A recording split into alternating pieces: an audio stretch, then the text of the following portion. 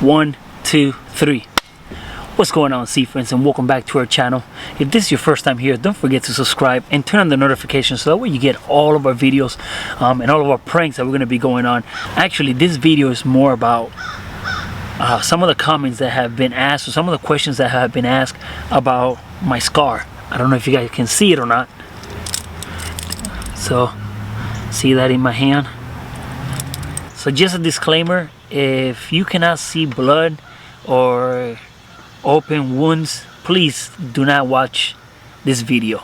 But if you can and you want to know the little story behind it, stay tuned. Alright, so this is actually from a motorcycle accident. I've always been riding motorcycles my entire life, and one day decided to take out the bike after a couple of months of not riding. It was my mistake for not checking the air pressure in the tires. This accident actually happened about 10 feet right in front of my house. Story short, I turned on the bike.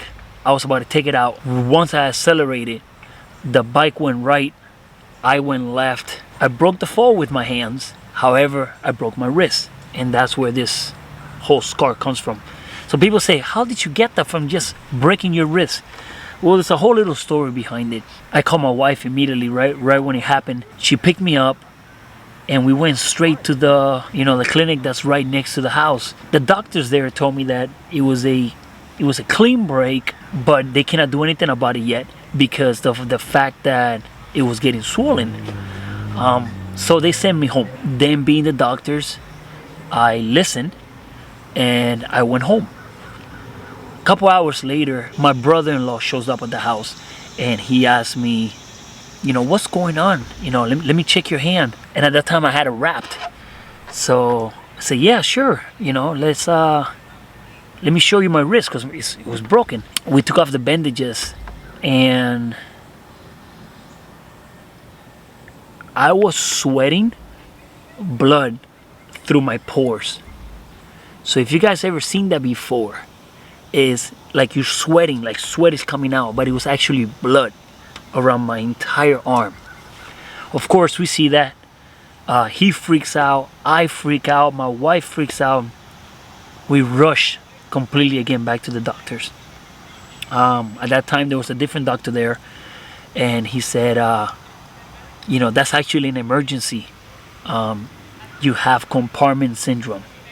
I have no idea what that is. Immediately, he calls the hospital. The doctor that does the surgeries, he was there. Thank God that he was there, really, because it was like 11:30 at night. He just says, bring him in. So they called the rescue. The rescue picked me up. We ended up going to the hospital. We get there, and let me tell you something. This doctor sees me for about 4 seconds, and he says, prep him.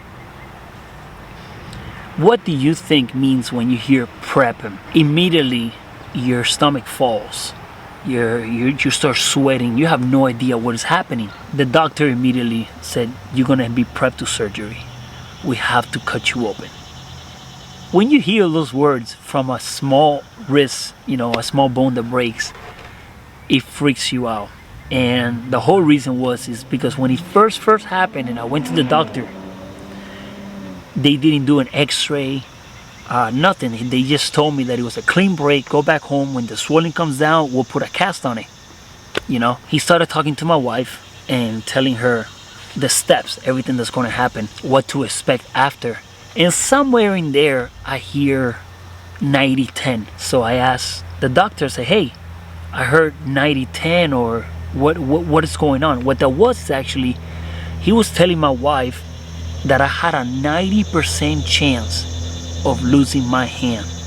90% chance to lose my hand.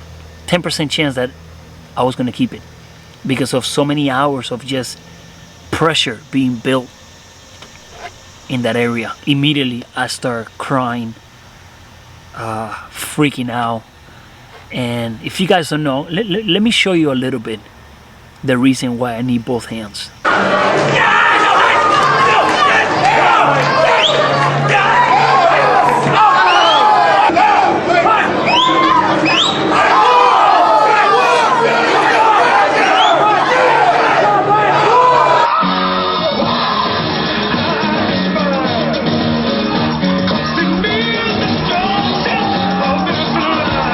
And my entire life has been martial arts.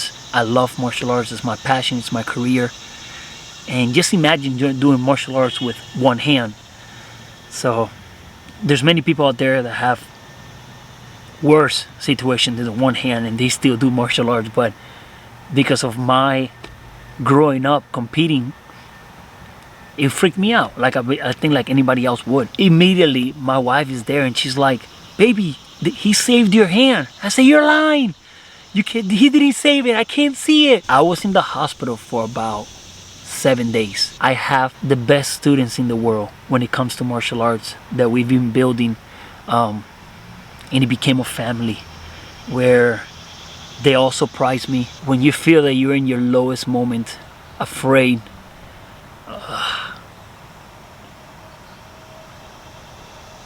they were there. You're at your lowest point, afraid that you're still gonna lose your hand because the scar or the cut is still open. Remember, I was open for 7 days. In those 7 days, many blood vessels popped, and every time a blood vessel pops, the doctor, the rescue team needed to come in and right then and there start doing surgery and close it and burn the edges so that way it doesn't bleed anymore. My wife is in one side holding my hand, the doctor's on this side. I'm not looking at my hand because I don't want to see that. They have surgery right then and there without putting me to sleep. That happened to me 4 times. 4 times where a blood vessel pops. It was scary.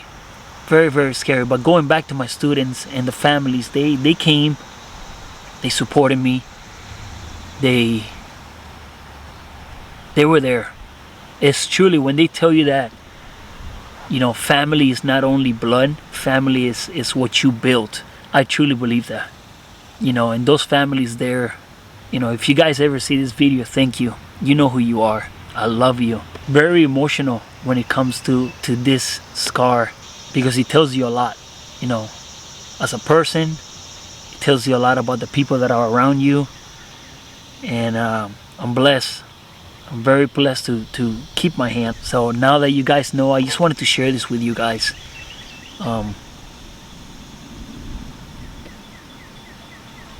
Yeah.